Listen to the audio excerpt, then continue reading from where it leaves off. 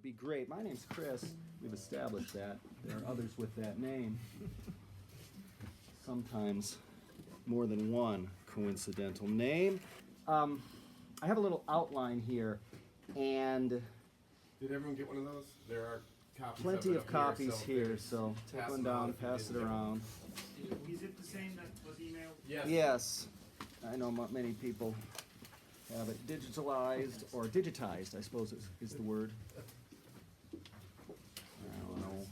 You notice I don't have any bold print in the top, the first section, talking about developing single note technique. And I played some okay single note things and some bad single note things just to demonstrate what to do and what not to do. As I do with every solo, I like to give a little of both good and bad in everything I play. Take it. But, so it's an entire separate masterclass to talk about single note technique, I think. I want this masterclass, because there's just not enough time, to focus primarily on accompaniment, on chords, and on interaction within an ensemble, and on chorus, and 60 cycle hum. So, that said, learn every scale there is multiple ways. Every single scale that will ever exist. There's only one in Western music. It's the chromatic scale, and then you just leave some notes out to create all the other scales. So, but you have to learn the chromatic scale really, really well to know what notes to leave out. Whenever I learn a scale, doesn't matter what it is, but if I play this scale that many of you know,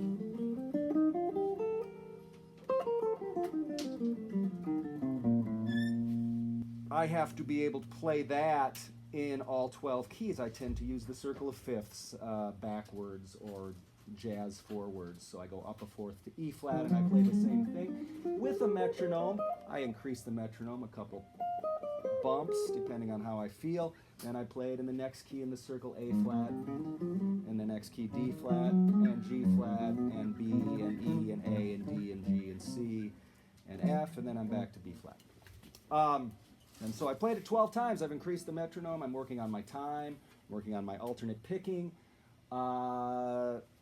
That's still just one scale. There are so many different ways to play that scale. I tend to go with what's known as the caged system, a 5 different positions. Familiar? Many of you familiar?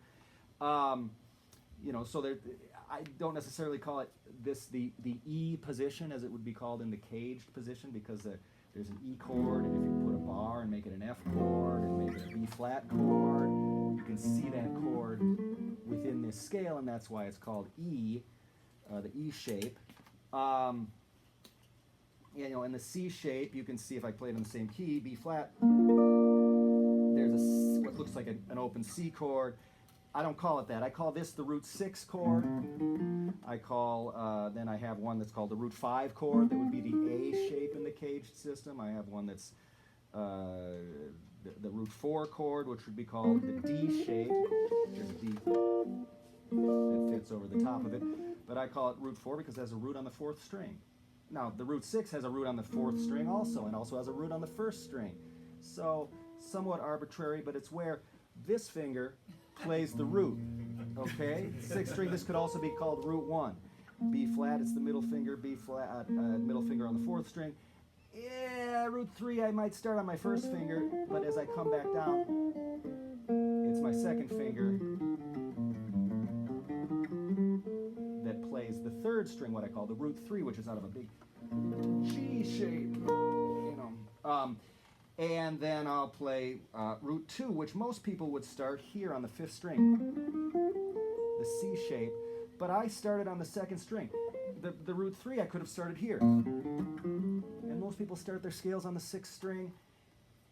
I try to start the scales on the 5 different shapes, and granted, if you're using like a Berkeley method, there are 7 different shapes, and there's differences, whereas the Berkeley method, you stretch your fingers so that all fits within one position. These caged, 3 of the 5 you have to shift, going up and going down 1 fret to a different position as you're coming down. I like that. It's a little more relaxed. But I can certainly play the 7 scale positions. I can play 3 note per scale, or 3 note per string scales, which the shredders enjoy. There were obviously horizontal scales is something again, it's a totally different clinic. You gotta be able to play scales on 1 string as well, going back to the great Mick Goodrick book, The Advancing Guitarist. He talks about learning the guitar 1 string at a time and how that would make more sense, but he didn't learn it that way. It might make more sense, but there's something very satisfying about being able to sit down for 5 minutes and being able to play a song that has 3 out-of-tune chords. So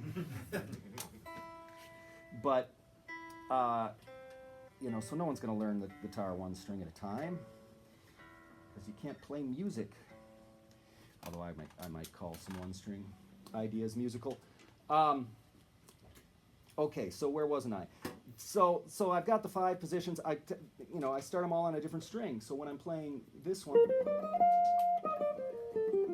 right, with the metronome, and I'm upping it, and then I go to E flat, A flat, D flat, right? And so I play it in all 12 keys. I'm learning the notes on my 2nd string. Like many people, you start your guitar, your scales always on the 6th string. For instance, those 3 note per string people always start on the 6th string, and they think this is the major shape, this is the Dorian shape, this is the Phrygian shape, this is the Lydian shape, this is the Mixolydian shape, etc. They're all the major shape, and they're all the Dorian shape, and they're all the Phrygian shape. It depends on which of the notes in the scale you're centering it around, and it depends on what's going on behind you. I have fooled a lot of people into playing the Dorian scale by telling them to play a B-flat major scale and just having the band play C minor behind them, and suddenly they're playing Dorian. But I want them to understand why it's Dorian and to know that they're playing C Dorian and not to think they're playing B-flat major eventually when that's happening. But so that said, I practice all 5 of those scales when I learned the major scales, 5 positions, in all 12 keys.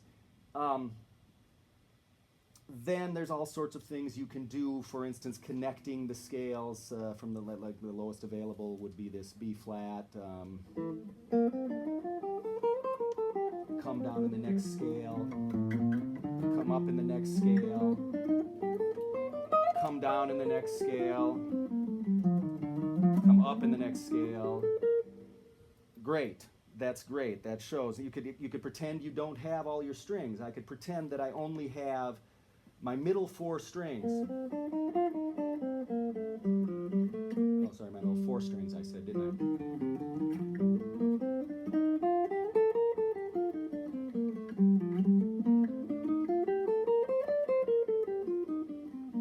That's satisfying. Then I might come down in the next key, the key of E flat. Again, I only have my middle 4 strings.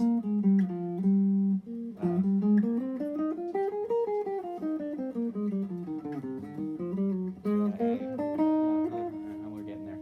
That's not something I've really done much, but you want to be able to do it. So you can give yourself some limitations.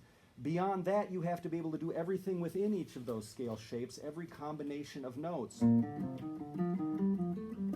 Scale in thirds. Scale in fourths. Scale in fifths.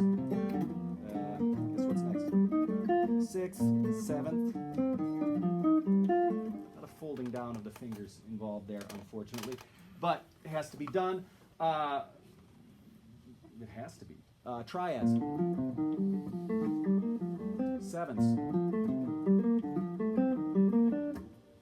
Ascending, descending.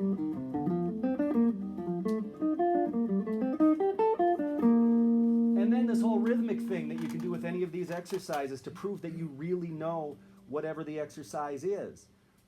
If I'm playing 1 and 2 and 3 and 4 and that makes sense, but if I do as a triplet,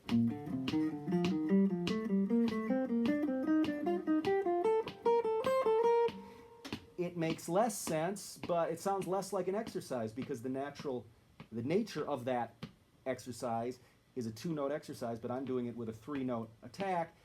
That kind of proves that I've got it under my fingers if I can do that. Same is true if I had a triad. Makes sense to play that as a triplet because it's a triad, 3 notes, triplet, triplet. But if I play it as 16th notes, 1 E and a 2 E and a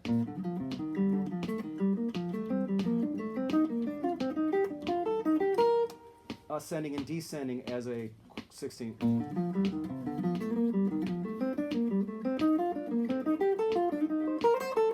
Okay, so I'm trying to make myself unlimited in what I can do over whatever scale it is, and this applies to all the modes. Remember, I know all the modes, because if I know the major scale, my muscles already know how to play Dorian, Phrygian, Lydian, etc.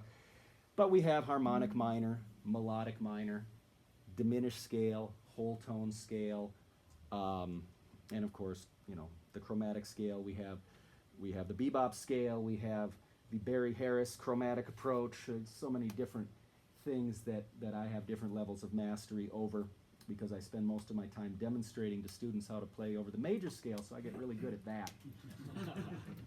None of that is jazz necessarily. I mean, it just means if you want to play a rhythm or something, you've got it under your fingers because you've mixed it up as much as possible. I mentioned the horizontal scale. Whatever I can do within a position, I should be able to go, you know, reasonably to play on like 2 strings horizontally, a scale in thirds or a scale in sixths or sevenths if you want to be horizontally. That could produce some nice musical ideas, and you'll see when I improvise, I utilize those ideas more than most people, to the point of too much probably.